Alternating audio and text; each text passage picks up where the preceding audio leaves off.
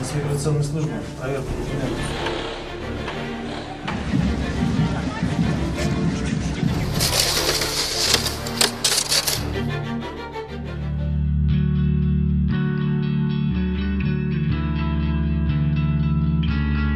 Начиная с 2009 года у нас цикл наших информационных консультативных семинаров, которые проводятся в месяц один раз.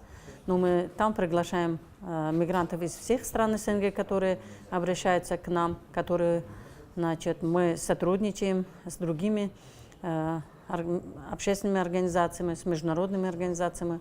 Мы приглашаем. Кроме этого, мы ежедневно их принимаем здесь. И телефонные у нас консультации, и ежедневные приемы. Самые меньшие, наверное, в день наш офис принимает около 50 человек. Это самые меньшие, около 50 человек, которым непосредственно у каждого мигранта, естественно, есть какая-то проблема, какой-то вопрос, какие-то выяснения именно по миграционным законодательствам на территории Российской Федерации, какие внесены или изменены в этих законах. И всегда у них появляется очень-очень много вопросов.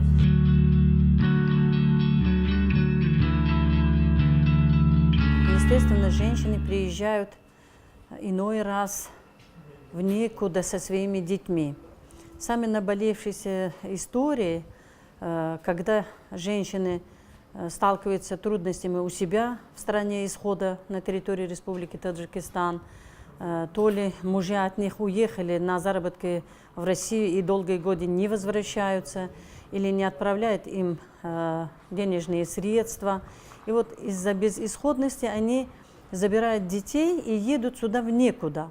Когда им задаешь вопрос, вот кто-нибудь вас приглашал сюда, на территории России, вы задумались о том, что где вы будете останавливаться, где вы будете жить со своими детьми. Вот с вами приехали, допустим, двое ваших несовершеннолетних, малолетних детей.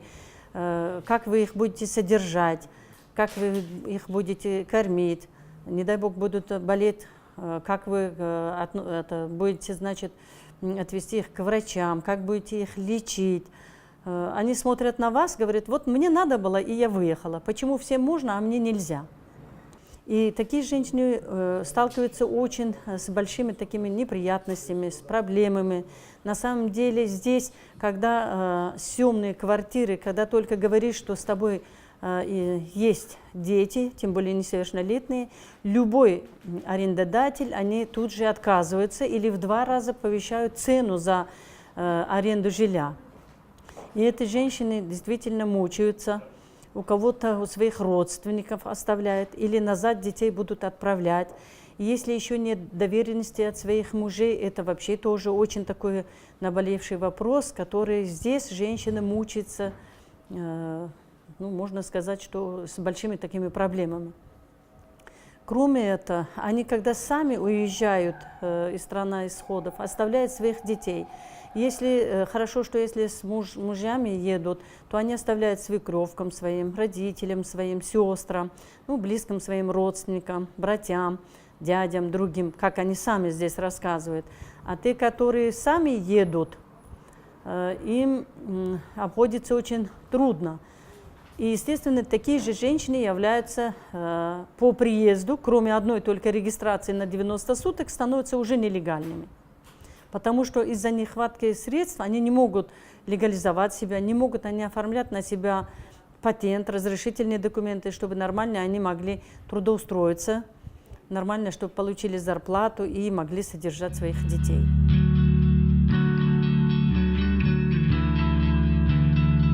Большинство, когда они едут с мужьями, оставляя своих детей, они стараются находиться здесь легально, оформлять себе разрешительных документов.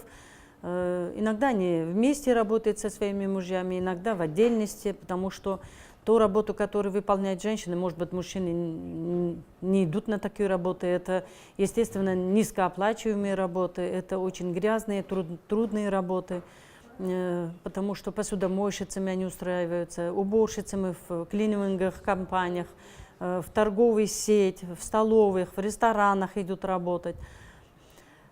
Те, которые едут с детьми, естественно, мужья тут же говорят, Она работать не будет, она будет дома сидеть, они снимают жилье, а женщина находится с детьми, естественно, будут воспитывать своих детей. Но для таких женщин тоже, конечно, не всегда, но в меньшинственном количестве они тоже, мужья оформляют для них патенты. Патенты оформляются только для того, чтобы им въезд не запретили, когда они уезжать будут к себе на родину, чтобы могли обратно они приехать на территорию Российской Федерации. Если у них патентов не будет, то, естественно, они будут находиться здесь нелегально.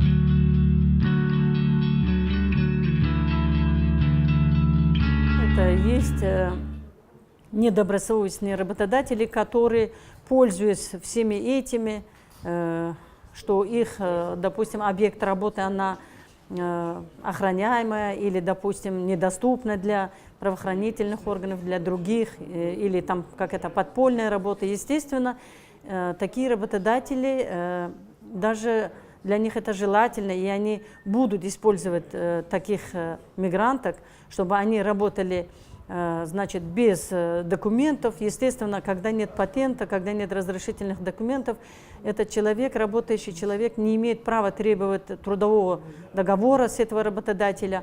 А это большой риск о том, что любой момент, когда работодатель захочет, может увольнять, может выгнать этого человека с работы, не выдать заработанную плату и, естественно, унижать, оскорблять, что спасибо, скажи спасибо, что я тебя такую без документов еще принял на работу.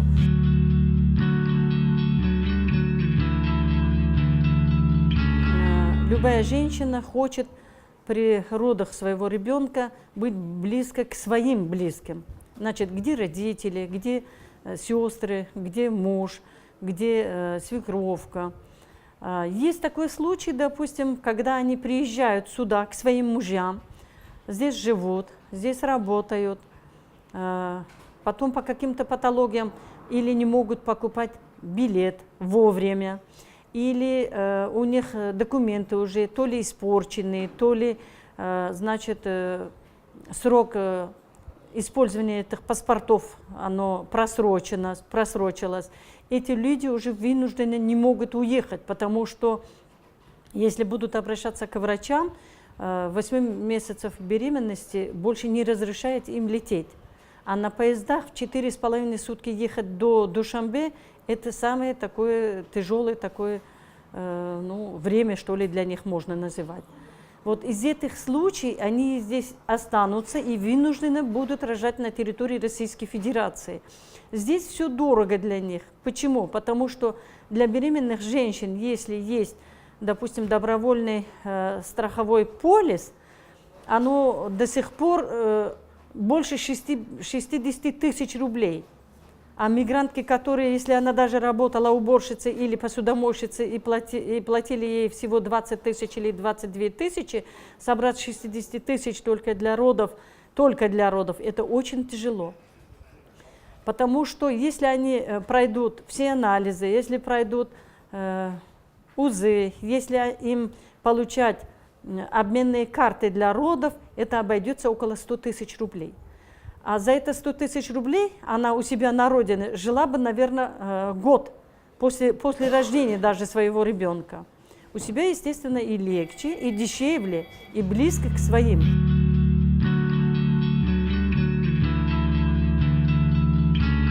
В некоторый раз, когда у женщины нет документов, у ребенка нет документов, естественно, это особые случаи. Тут же таких женщин везут в отделение полиции. Естественно, начинают оформлять на нее документы, а детей отбирают, отправляют, значит, в приюте, где для детей специально, значит, создано.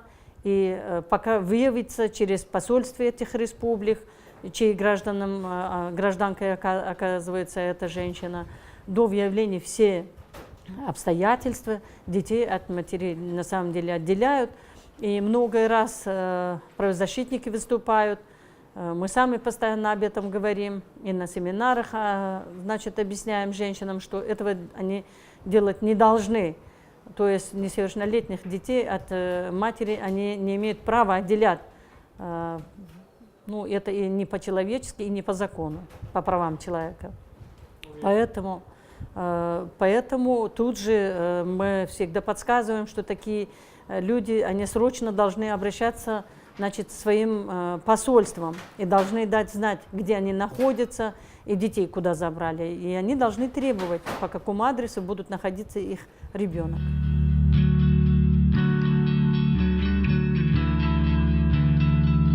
Если женщина собиралась выехать на заработки, пусть изучает русский язык, пусть приобретают какой-нибудь навык, то ли профессию, что ли. Хотя бы там у нас есть краткосрочные курсы по выпечке, допустим, ну, по другим всем этим, ну, поварство. Пусть они обучаются, а то приедут, допустим, без ничего.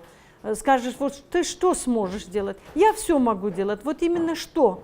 Ну, могу для своих детей варить, могу вот это делать, могу другое делать. А на самом деле, когда будут спрашивать во время трудоустройства, на самом деле они, кроме того, что полы мыть или посуду мыть, больше ничего не могут делать. Очень жаль, конечно, таких женщин, которые, приезжая сюда, они на большее не могут претендовать, потому что сами виноваты, что они приехали в некуда и вот не за что. Кроме этого, я бы хотела просить наших женщин, если это возможно, чтобы детей обустроить лучше, ну, может быть, с родителями только, потому что второстепенные, кроме наших родителей, очень много в практику показывают наши братья, наши снохи, наши там другие заловки, там шурины, другие, у кого мы доверяем, у своих знакомых, даже очень много случаев, у меня очень много фактов, которые соседки свои оставляют и уезжают. Я бы не рекомендовала, пусть женщины не делают этого, как бы ни было тяжело.